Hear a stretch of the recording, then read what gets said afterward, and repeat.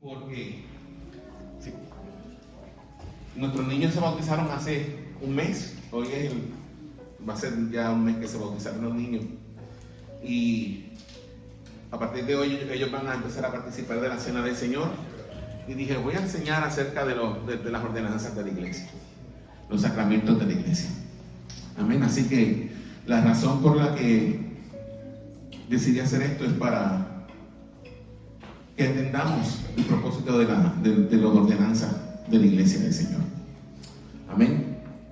Hoy, hermanos, de verdad que les había preparado diapositivas y todo. Tenía unas diapositivas bien bonitas que había hecho, que las hice con mucho amor. Pero cuando las fui a mandar desde el trabajo, yo no sé qué pasó, no sé si es porque las computadoras del PA son un poquito sensibles. Me dijo que no podía mandarlas porque estaba violando los reglamentos de yo no sé qué. Así que pues, como violé los reglamentos, no me permitió mandarlas. Así que hoy nos vamos. Esta primera sección se basa en diapositivas, ¿ok? Pero sí quiero invitarlos a que abramos nuestras Biblias en la primera epístola del apóstol Pablo a los Corintios, primera de Corintios, capítulo 11. Gracias, Benji, papá.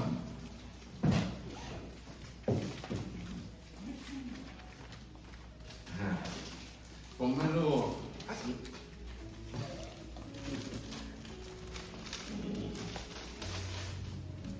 Primera de Corintios 11, y vamos a leer los versículos del 23 al 26. Mientras lo vamos buscando, quiero invitarlos a que se pongan de pie. Quiero pedirle a los niños que se bautizaron que se me sienten aquí en la primera fila. Todos ellos, acá al frente, primera fila.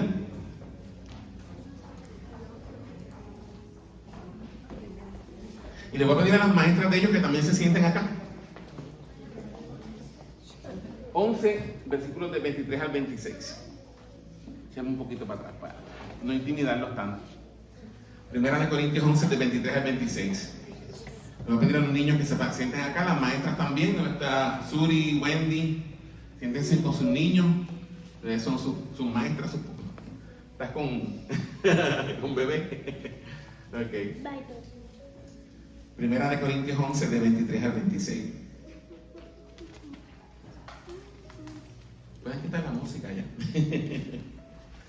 Hermanos, si sienten que literalmente estoy aterrizando, como siempre les digo, hoy sí que estoy bien agotado mentalmente. No sé cómo el Señor me va a ayudar, pero necesito que el Espíritu Santo hoy me ayude a transmitir esta enseñanza porque estoy cansadito. Pero vamos a orar. Padre, nos presentamos delante de ti en esta hora, presentamos este tiempo. Señor, esta enseñanza la ponemos en tus manos, Señor. Tú conoces mi debilidad, tú sabes que hoy como que mi cuerpo no está, ni mi mente están suficientemente bien para transmitir tu enseñanza, pero ayúdame, Señor, te necesito. Te pido que tu Espíritu Santo me ayude, Señor. Glorifícate, tú sabes mi imperfección, mis debilidades, todo lo que soy un hombre débil, Señor.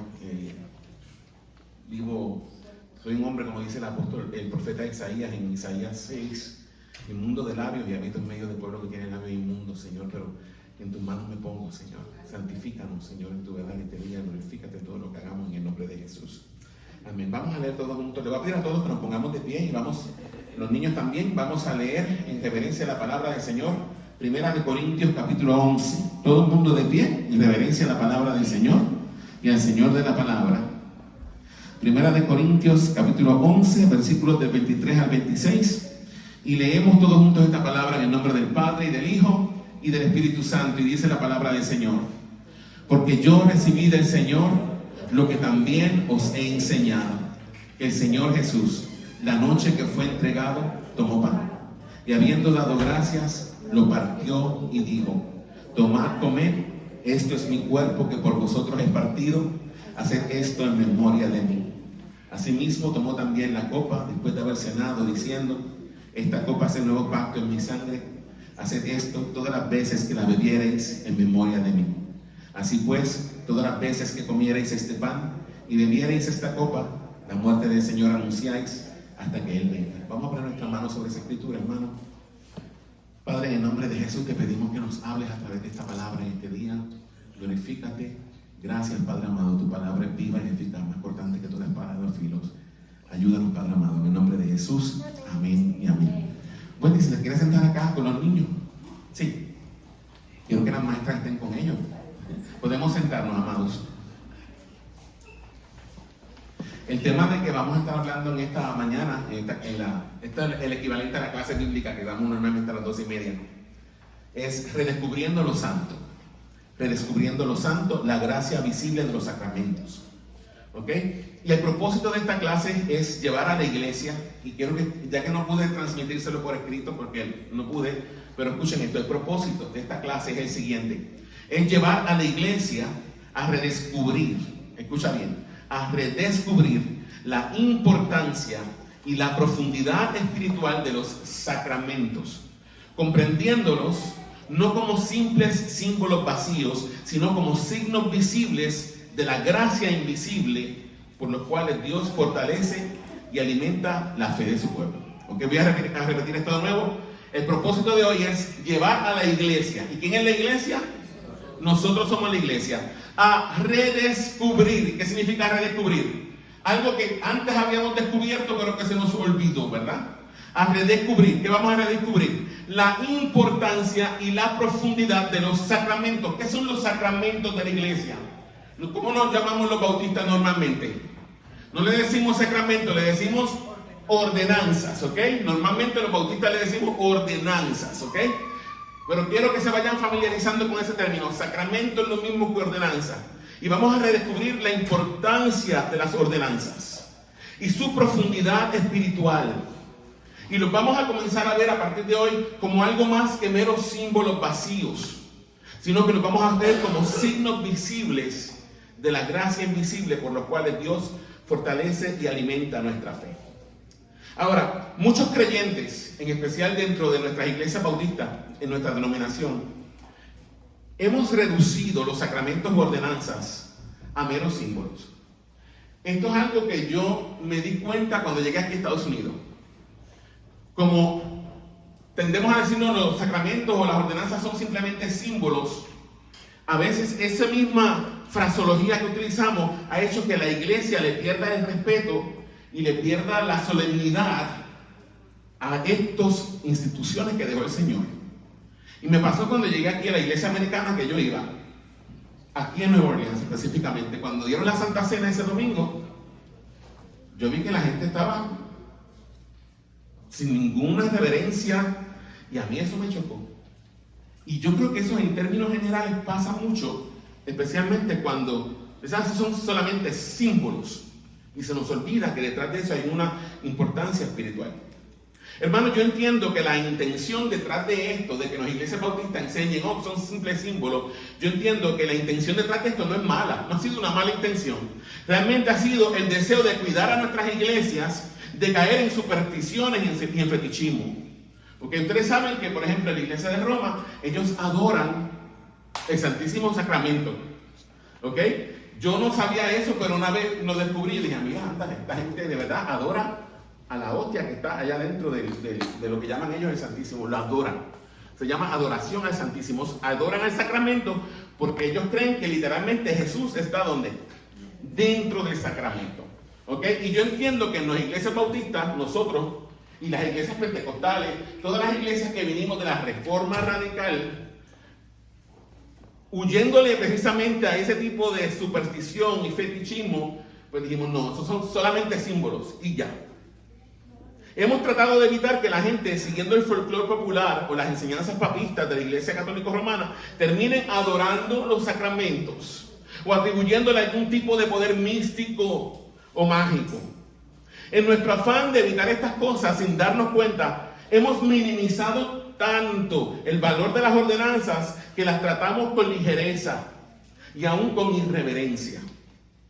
Decimos, eso es solamente pan, eso es solamente pan. O eso es solamente jugo de uva, o eso es solamente vino. O cuando vamos al bautismo, eso es solamente agua. ¿Cuántos han pensado así? Sin miedo, pueden levantarme la mano, eso es solamente pan. Sí, eso es solamente pan. Y se nos olvida que el que instituyó esos sacramentos fue el Señor. Que lo instituyó fue Cristo antes de irse. Por lo tanto, eso tiene importancia y tiene valor.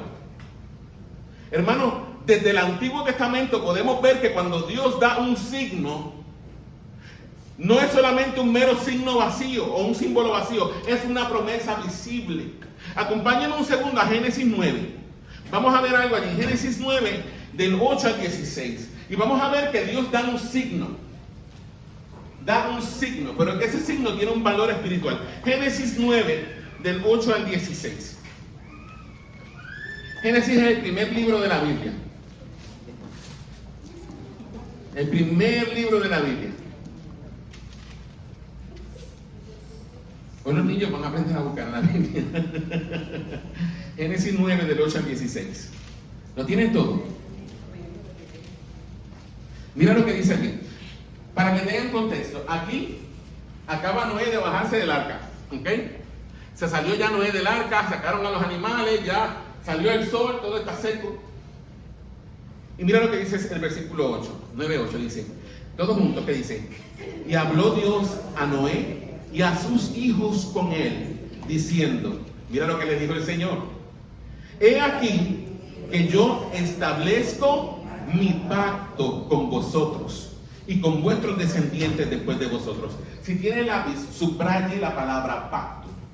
Yo establezco mi pacto con vosotros. Subraye pacto. Dice que Dios, dice, yo establezco mi pacto con ustedes y con sus hijos después de ustedes. ¿Y con quién más? Dice el versículo 10. Y con todo ser viviente que está con vosotros. Aves, animales y toda bestia de la tierra que está con vosotros. Desde todos los que salieron del arca hasta todo animal de la tierra. Versículo 11, ¿qué dijo el Señor allí? Este sí es importante, vaya leyendo, le dice, estableceré mi pacto con vosotros y no exterminaré ya más toda carne con aguas de diluvio, ni habrá más diluvio para destruir la tierra. Versículo 12, y dijo Dios, esta es la señal del pacto que yo establezco entre mí y vosotros y todo ser viviente que está con vosotros por siglos perpetuos. Versículo 13. Mi arco he puesto en las nubes, el cual será por señal del pacto entre mí y la tierra. Versículo 14. Y sucederá que cuando haga venir nubes sobre la tierra, se dejará ver entonces mi arco en las nubes. Versículo 15. Y me acordaré del pacto mío que hay entre mí y vosotros y todo ser viviente de toda carne, y no habrá más diluvio de aguas para destruir toda carne. Estará el arco en las nubes, dice el Señor, y lo veré y me acordaré del pacto perpetuo entre Dios y todo ser viviente con toda carne que hay sobre la tierra. Entonces vemos que saliendo del arca, Dios establece un pacto con Noé, con sus descendientes y con los animales. ¿Cuál fue el pacto que Dios estableció con ellos? No volveré a destruir la tierra con un diluvio. Pero Dios dejó un signo. Dios dejó una señal. Dios dejó un signo visible del pacto. ¿Cuál fue el signo visible? El arco iris. ¿Y qué dijo Dios? Mi arco he puesto en las nubes y lo veré y me acordaré del pacto mío que hay entre mí y vosotros y todos ser vivientes. Entonces el arco iris no es simplemente un signo vacío. El arco iris es un signo visible que le recuerda a Dios, ¿qué cosa? El pacto que le estableció con nosotros. ¿Está hasta aquí conmigo? Entonces, hermanos, desde el Antiguo Testamento podemos ver que cuando Dios da un signo, no es un mero signo vacío, es una promesa visible. Hoy vamos a redescubrir lo que las ordenanzas, hoy vamos a redescubrir que las ordenanzas son acciones santas, escúchame bien, donde Dios obra en nosotros por su Espíritu. Ahora, ¿qué queremos decir cuando decimos que los sacramentos son acciones santas? Lo que queremos decir con esto, hermano, es que cuando decimos que los sacramentos son acciones santas, lo que queremos decir es que no son cosas comunes, escúchame bien, aunque usemos cosas comunes. ¿Qué es esto? Ustedes están viendo ahí. Están viendo pan. ¿Y están viendo qué? Jugo de uva. ¿Qué más? Jugo de uva. Son cosas comunes, ¿verdad que sí? Pero cuando las consagramos a Dios, cuando decimos que consagramos es que las separamos. Las separamos para Dios. Dejamos de usarlas como cosas comunes y vamos a separarlas para Dios, porque a partir de ahora, en este momento, se van a convertir en signos de algo sagrado. ¿Me está entendiendo? La palabra consagrar lo que significa es separar para Dios, ¿ok? Cuando decimos consagrar es separar para Dios. Hoy vamos a consagrar este pan y este vino y lo vamos a separar de su uso común para utilizarlo en algo sagrado, que es participar del sacramento. ¿Están hasta aquí conmigo, iglesia? Cuando decimos que los sacramentos son acciones santas, queremos decir que no son cosas comunes, aunque utilicemos cosas comunes como el agua en el bautismo, como el pan y el vino. En el momento en que separamos estos elementos de su uso común y los consagramos a Dios para utilizarlos en la observación del sacramento u ordenanza, de la manera en que Cristo lo instituyó, y nos acercamos a los elementos con fe, mediante la Escritura y en la presencia santificante del Espíritu Santo, esas acciones dejan de ser simples gestos humanos y se convierten en acciones separadas para Dios. Son acciones santas porque Dios las usa para mostrarnos su gracia. Los elementos utilizados en la celebración de los sacramentos, escucha esto, no son mágicos, pero tampoco son vacíos. Nosotros no creemos que literalmente el pan se va a convertir en el cuerpo, el alma, la sangre y la divinidad de Cristo. Nosotros no creemos eso. Pero tampoco es un elemento vacío porque nos señala algo espiritual que lo vamos a ver más adelante. Estos elementos se convierten en medios de gracia a través de los cuales el Espíritu Santo habla a nuestros corazones y fortalece nuestra fe. Ahora, ¿qué queremos decir cuando afirmamos que a través de estas acciones santas el Espíritu Santo habla a nuestro corazón y fortalece nuestra fe? Queremos decir, hermanos, que mientras participamos del sacramento o de la ordenanza con fe, el Espíritu Santo está activo, comunicándonos la vida misma de Cristo y recordándonos lo que Cristo hizo por nosotros, aplicando estas verdades a nuestro corazón. Voy a repetir esto. Cuando venimos al sacramento, cuando nos acercamos a la mesa del Señor, o nos acercamos al agua del bautismo, con fe puesta en Cristo, ¿usted sabe lo que Dios hace? Dios comunica la vida de Cristo a nosotros. El agua del bautismo no es un mero ritual vacío. El agua del bautismo nos comunica una verdad espiritual. Recuerdo el día que Mabel se bautizó. Mabel me dice, pastor, en el momento en que yo salí del agua, nosotros sabemos que el bautismo nos salva. Escúchame bien, el bautismo no te va a salvar, el bautismo no salva a nadie. Pero el bautismo nos habla de esa salvación. Y Mabel me dice, pastor, el día que yo me bauticé, en el momento en que usted me sacó del agua, yo sentí que un peso se fue de mis hombros. Y yo les puedo hablar de mi bautismo. Yo me bauticé cuando tenía 11 años. No tenía todavía mucho conocimiento de la palabra de Dios. Ni siquiera era un niño que leía la Biblia. Yo empecé a leer la Biblia porque mi mamá me dijo, ya tú te bautizaste, se supone que ya tú ores y ya la Biblia, me dijo mi mamá. Y yo dije, sí, pues está bien. Y a partir de ese día, como que eso fue, eso que me dijo mi mamá fue suficiente para que yo entendiera que ahora yo era otra persona. Y que yo tenía que vivir de la palabra de Dios y de la oración. Pero en el momento, ese día que me bauticé, yo les puedo decir algo. Yo esa semana completa, yo era un niño de 11 años. ¿Cuántos pecados puede tener un niño de 11 años? Comparado con lo que ahora que tengo 50, que he pecado bastante en esta vida, ¿verdad? Pero cuando comparaba mi vida de 11 años, hermano, yo me sentía literalmente como si me hubieran lavado por dentro. Me sentía como liviano, como vacío. No vacío de Dios, estaba contento, tenía alegría. No sé, algo pasó en mí, pero me sentía como si literalmente me hubieran borrado todo el chip viejo que tenía. ¿Por qué? Porque el sacramento no es un signo vacío. Nos comunica una verdad espiritual. Y eso vamos a estar hablando pronto, ¿ok? Ahora, hermanos, ¿por qué los bautistas, históricamente hablando, hemos rechazado el uso del término sacramento? Me da mucha pena no tener las diapositivas porque me siento que estoy amarrado al papel. Y cuando tengo diapositivas, pues puedo jugar por ahí como que me siento más libre. Pero ahora lo que quiero comunicarles es esto. Así que lamento mucho no poder tener la diapositiva hoy, así que perdónenme. Y siento que hoy están dormidos más de la cuenta. Yo sé que anoche fue una noche larga, pero bueno, para ustedes no, para mí sí fue larga. Ustedes durmieron una hora más, quizás ese fue el problema.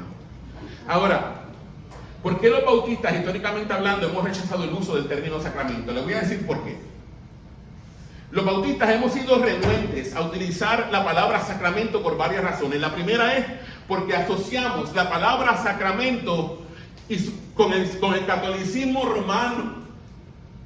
Cuando escuchamos sacramento decimos, uy, eso suena católico, y automáticamente le ponemos una cruz y una raya. La asociamos con el catolicismo romano y en su sistema sacramental, el cual le otorga a los sacramentos el poder de salvar. En la Iglesia Católica los sacramentos sí salvan, tienen poder para salvar. Ellos enseñan que no hay necesidad de tener fe. Escuchan para que entiendan lo que ellos creen. El católico enseña que no es necesario tener fe, que lo importante es que el sacramento se te administre, porque el sacramento en sí mismo tiene el poder para salvarte, sin la necesidad de tu ejercer fe.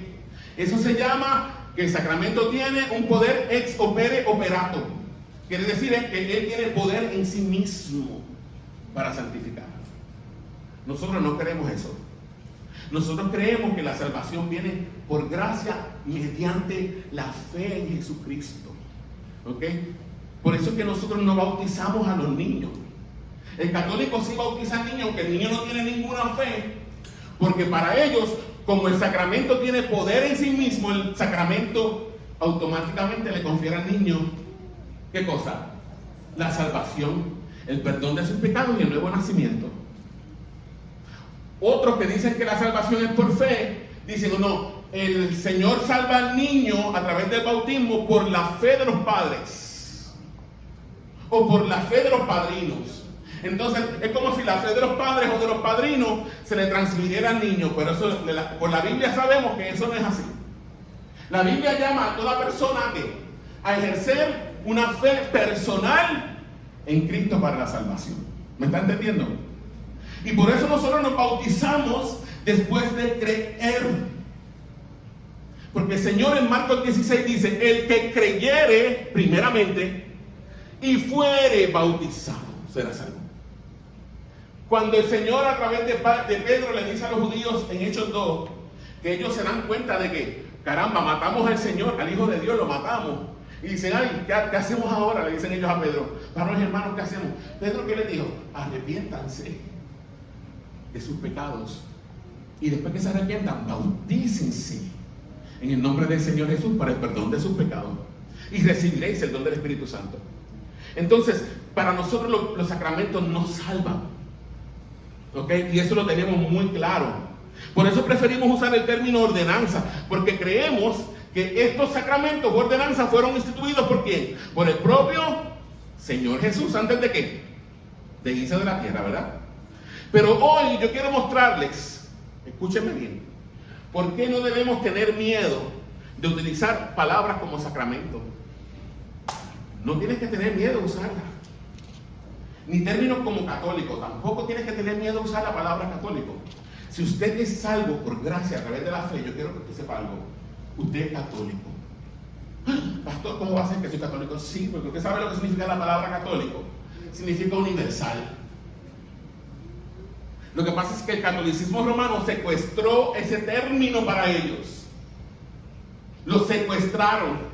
Pero católica es toda la iglesia. Nosotros somos, escúcheme bien y repítalo conmigo. Dígalo conmigo. Yo soy católico y apostólico, pero no romano.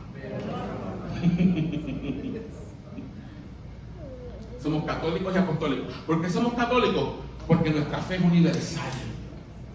Y somos apostólicos porque nuestra fe está basada ¿sobre qué? Sobre el fundamento de los apóstoles. ¿Y cuál es el fundamento de los apóstoles? Mis hermanos, toda esta mitad de su Biblia, ese es el fundamento de los apóstoles, el Nuevo Testamento. ¿Ok? Y también estamos edificados sobre el fundamento de los profetas. ¿Sabe cuál es el fundamento de los profetas? Toda la primera mitad de su Biblia. Esos son los profetas. Cuando la Biblia habla de los apóstoles y los profetas, está hablando del Antiguo y del Nuevo Testamento. Entonces, una iglesia verdaderamente católica tiene que ser una iglesia bíblica, porque está fundamentada sobre el fundamento de los apóstoles y profetas. ¿Está conmigo hasta aquí? ¿Están entendiendo? Ya se me aburrieron. Yo sé que el pastor está aburrido hoy, o sea, yo los puedo perdonar, ¿ok? Los perdono. Ahora, sí, qué pena que no tengo, porque yo, hermanos, créanme, ¿sabes cuántas horas yo invertí haciendo esas diapositivas este fin de semana? Invertí horas largas haciendo esas diapositivas y no las pude traer. Así que lo lamento mucho. Ok. ¿Qué me dijiste? Perdónate, sí, me tengo que perdonar, hermano. Tengo que aplicarme gracia hoy. Repita conmigo esto. La palabra sacramento no es una mala palabra. Vuelva a repetirlo conmigo. La palabra sacramento no es una mala palabra. De hecho, la palabra sacramento, ¿usted sabe lo que significa? Es una palabra que viene del latín sacramentum, hermano, y lo que significa es lo siguiente: significa un acto sagrado. La palabra sacramento significa acto sagrado. Eso es lo que es un sacramento. Por eso cuando nos acercamos a estos elementos que están aquí, hermano, esto no es un signo vacío, esto es un acto sagrado. Nos estamos acercando a algo santo. Hermano, ¿cuántos recuerdan la historia de cuando Dios se le mostró a Moisés en la zarza ardiente? ¿Recuerdan esa historia de Moisés en la zarza ardiente?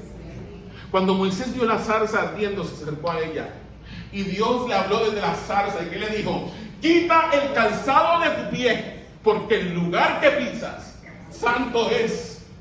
¿Usted sabe cuál debe ser nuestra actitud para acercarnos a los sacramentos? Esa misma actitud. Quita el calzado de tu pie, porque lo que vas a hacer hoy es algo santo. Es algo que está separado para Dios. Pero lo hemos reducido a nada. Decimos, eso es un simple símbolo, eso es un simple signo, y sin querer saber lo que hacemos, menospreciamos la sangre del nuevo pacto que fue derramada por nosotros. Sin querer insultamos al Señor Jesús y su sacrificio, porque ¿qué simboliza esto? El cuerpo y la sangre del Señor molida y derramada por nosotros en la cruz. ¿Está hasta aquí conmigo? La palabra sacramento significa acto sagrado o juramento santo. Hermano, la iglesia antigua, la iglesia primitiva, por favor escuche esto. ¿Sabe por qué necesitamos volver a recuperar estos términos? Porque la iglesia primitiva, la iglesia del siglo I, del siglo II y del siglo III, cuando hablaba de esto, decía que estos eran sacramentos. Entonces, ¿qué pasa? Cuando muchos de los evangélicos de ahora, ¿sabe cuál es el problema? Que estamos desconectados de la historia de la iglesia. Y cuando muchos de los evangélicos de ahora les da con estudiar a los padres de la iglesia y comienzan a leer literatura patrística y se encuentran con que en la literatura patrística se habla de sacramentos, y como nunca han oído esa palabra en su iglesia, dicen, el pastor evangélico me engañó. Y si les digo más, si les digo que la iglesia primitiva creía que había presencia real de Cristo en el pan y el vino, ¿me creen? Y yo sé que se nos ha enseñado que no, que Cristo no está. Y escúcheme bien, no estoy hablando de transubstanciación, que es la doctrina católica. Pero la iglesia primitiva creía que Dios, que Jesús estaba en el pan y en el vino. Lo creía. Por eso cuando muchos evangélicos leen entonces la patrística, dicen, espérate, ¿cómo es esto? Esto no es lo que me enseñó el pastor a mí en la iglesia. Entonces el pastor me ha estado engañando, porque hemos desconectado nuestras iglesias. Oye, ¿cómo les explico? Cuando surge la reforma protestante en el siglo XVI, las primeras iglesias que se formaron fueron las iglesias reformadas magisteriales, los luteranos, los presbiterianos y los anglicanos. ¿Okay? Por eso usted va a esas iglesias, usted dice, y los mira con sospecha, dice, esa gente son católicos. ¿Por qué?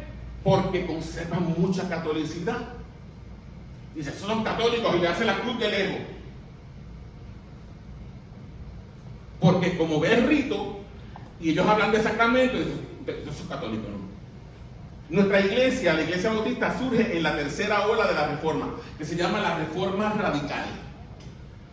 Que fue cuando dijimos, todavía nos parecemos muy católicos, vamos a cortar con todo lo que tiene que ver con eso, y ahí cambiaron la palabra sacramento por ordenanza. Entonces nos da la impresión de que la iglesia verdadera son nuestras iglesias.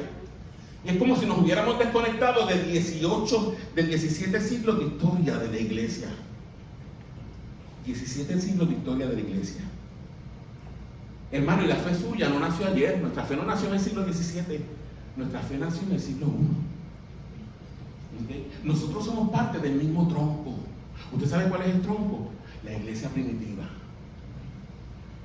¿Okay? Nosotros somos ramas que salimos del tronco. Nuestra iglesia no nació del aire. Hay una historia detrás. Por eso hoy yo le estoy enseñando esto a ustedes. Porque yo quiero que usted entienda que nosotros, la iglesia bautista, no somos la única iglesia. Ni tenemos el protocolo ni el dominio de la verdad.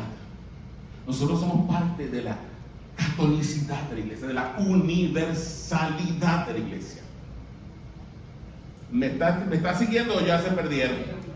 Si están perdidos, lamento decirle pues que no puedo dar para atrás porque ya ni sé lo que dije.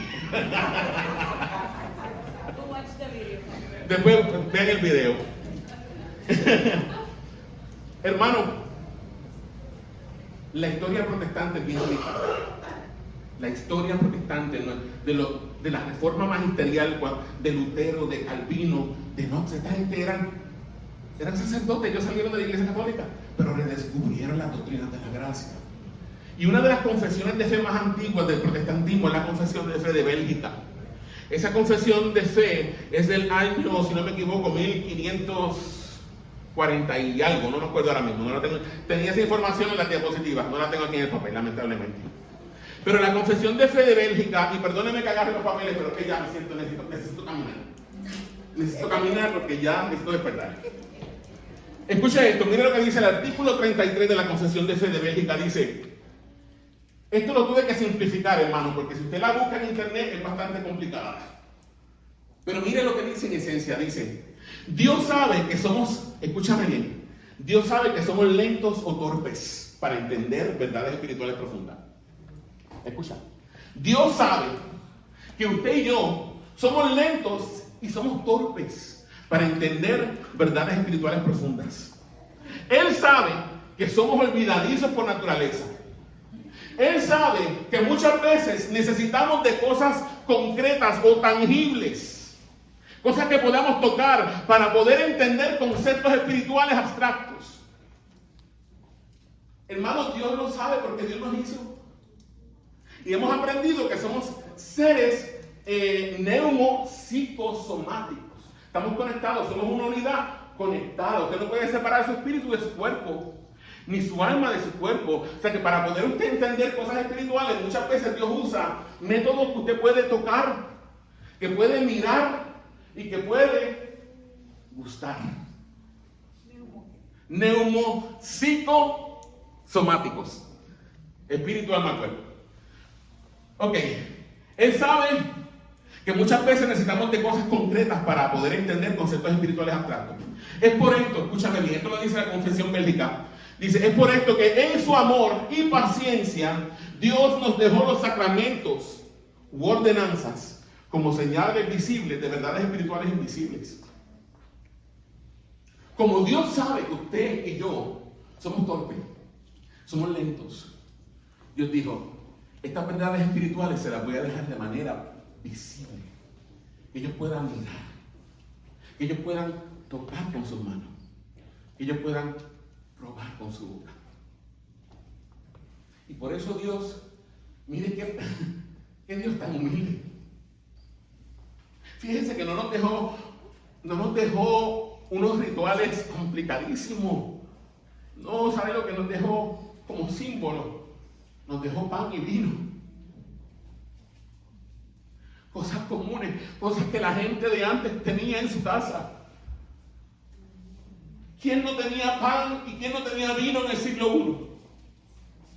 Eso era algo que todo el mundo tenía en la casa. Y nos dejó esos simples símbolos. Nos dejó el bautismo. Qué símbolo tan simple. Un símbolo que lo que representa es limpieza. Mire, como Dios sabe que usted y yo no entendemos, que somos torpes para entender, Dios nos deja cosas simples. Dios es un buen maestro. ¿Qué hace un buen maestro, hermano? Un buen maestro usa todos los recursos que tiene a la mano para transmitirle a sus estudiantes la verdad. Las maestras, ustedes usan todo lo que tienen a la mano. Y si son maestros de niños chiquititos, usted sabe que usted tiene que usar los 5 sentidos para poder enseñarle al niño verdades espirituales. Pues Dios nos trata como eso. Como niños. Mire qué amor. Mire qué gracia. Y Dios nos deja esos simples símbolos. Son su manera, hermanos, de ayudarnos a comprender y creer lo que Él nos promete en el Evangelio. El agua del bautismo, el pan y el vino son señales visibles que nos enseñan lo que nuestros corazones a veces no alcanzan a entender con solo escuchar. En resumen, y voy a resumir esto. Repita conmigo: Dios, sabiendo que somos débiles y lentos para creer y entender verdades espirituales, nos dio los sacramentos o ordenanzas como ayudas visibles para fortalecer nuestra fe y recordarnos su gracia de una forma que podemos ver, tocar y experimentar. San Agustín de Hipona decía que los sacramentos eran la palabra visible de Dios. En otras palabras, es la palabra de Dios, pero en vez de hablada y escuchada, es una palabra que usted puede ¿qué? Ver y tocar. Y en un rato vamos a ver todo el simbolismo que hay en el pan y el vino. ¿Usted sabe algo? La modernidad nos ha hecho un daño increíble. Porque ahora, cuando vemos la Santa Cena ahora, que hacemos en nuestras iglesias, pensamos que esa era la Santa Cena que se hacía en la iglesia primitiva. Que habían unos platos así, plateados bien bonitos. Y que el diácono iba y repartía el pedacito de pan con la copita de vino, hermano, no. En la iglesia primitiva eso no era así. En la iglesia primitiva era un mismo pan para todos. El pan se partía y se repartía entre todos. Un mismo pan repartido entre todos. Y una misma copa de la que todos bebían. En ese acto simple había un profundo significado espiritual y lo perdimos con la modernidad.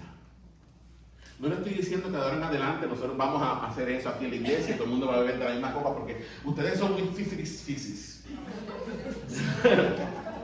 Ustedes son muy fifiris y después, ay, el COVID-19. Hoy me da el flu, ay, yo no sé qué enfermedad tiene esa hermana. O piensa en las caries que tiene, yo no sé qué hermano tiene caries aquí, uy, pegar mi boca ahí, Jesús, magnífico. ¿Qué es eso, pa? Dámelo acá, venga. Gordito mío. No Benjamín, hermano, no Benjamín, estoy hablando de la bebé. Ya me quité los lentes, ahora no veo, perdónenme. Deja ponerlo para acá. Ok.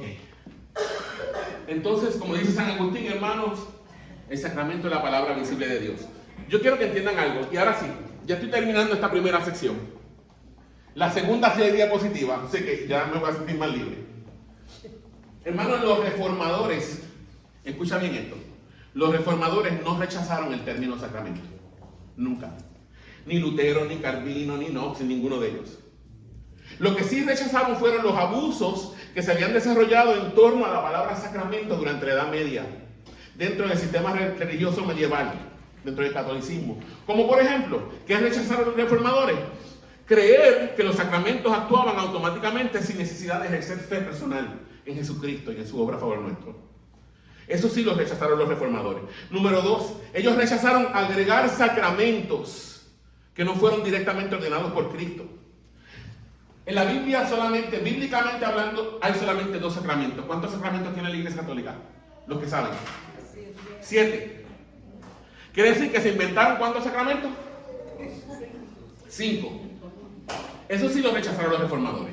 Los únicos 2 sacramentos que Cristo dejó establecidos fueron el bautismo y la cena del Señor o Eucaristía, que ese es otro nombre. No le tengan miedo a esa palabra. Uy, Eucaristía, eso suena católico. Hoy lo que quiero hacer, hermano, es desensibilizarlo. Hoy lo que quiero hacer es que deje de tenerle miedo a esas palabras, no le tenga miedo. Cuando alguien le diga a ustedes, es que ustedes no celebran la Eucaristía, ustedes no tienen la Eucaristía. ¿Quién dijo que no? Sí la tenemos. Es más, y le voy a decir más, la Eucaristía de nosotros es más completa que la Eucaristía católica. ¿Sabe por qué? ¿Cuántos de ustedes vienen de la Iglesia Católica? Levánteme la mano, sin miedo. ¿Qué te daba el cura? La hostia. ¿El cura te daba el vino? No te daba el vino. ¿Sabes por qué? Porque en el siglo XII la Iglesia Católica prohibió el vino al pueblo. ¿Sabe por qué? Porque como ellos creen en la transubstanciación, ellos creen que literalmente el cuerpo, el alma y la sangre de Cristo se meten en los sacramentos, le dejaron de dar la copa al pueblo porque muchas veces la gente era torpe y se le derramaba el vino al piso. ¿Y qué era el vino? Ya no era vino, ¿ahora qué era? Sangre de Cristo. ¡Uy! Sangre de Cristo. Para que evitar que alguien pisoteara la sangre de Cristo, dejaron de darle vino a la gente. Pero usted sabe bien que la Biblia dice que la Santa Cena, bíblicamente hablando, ¿con qué se da? Con pan y vino. Entonces, usted tiene la Eucaristía completa, ellos no. A ellos le dan la mitad de la Eucaristía. ¿Y usted sabe lo que se inventaron? La doctrina de la concomitancia. ¿Usted sabe lo que significa la concomitancia? Como le quitaron al pueblo la copa, tuvieron que inventarse un cuento. Dijeron, no, lo que pasa es que no importa cuál de las 2 especies tú tomes, si tomas el vino o comes el pan, en las 2 hay exactamente lo mismo. En las 2 está el cuerpo, el alma, la sangre y la divinidad de Cristo. Por lo tanto, cuando te comes la hostiecita sola, te estás tomando el vino. A otro perro con ese hueso. Pero todo o nada. ¿Me está entendiendo, verdad?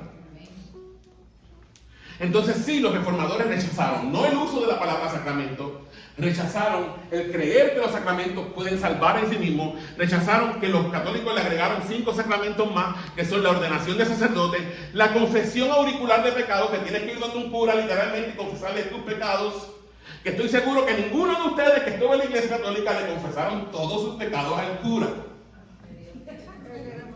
Siempre se conservaron uno que otro pecado para ustedes mismos. Porque le daba vergüenza que el cura oyera las cosas que usted estaba haciendo, aunque le puedo decir algo, posiblemente el cura hacía pecados peores que los suyos. Porque si no, la arquidiócesis de New York no estaría con tanta demanda por abuso sexual de menores. Pero no estamos aquí para eso. Seguimos acá. ¿Qué más ellos rechazaron? Convertir los sacramentos en rituales mágicos o supersticiones. Como por ejemplo la idea de que el bautismo en sí mismo tiene el poder de regenerar o quitar la mancha del pecado original, o la doctrina de la transubstanciación que enseña que en el momento en que el cura levanta la hostia y la consagra, esa hostia se convierte en el cuerpo, el alma, la sangre y la divinidad de Cristo. Entonces, esa creencia ha llevado a los católicos a caer a otro tipo de barbaridades, como adorar la hostia en el Santísimo. ¿Por qué?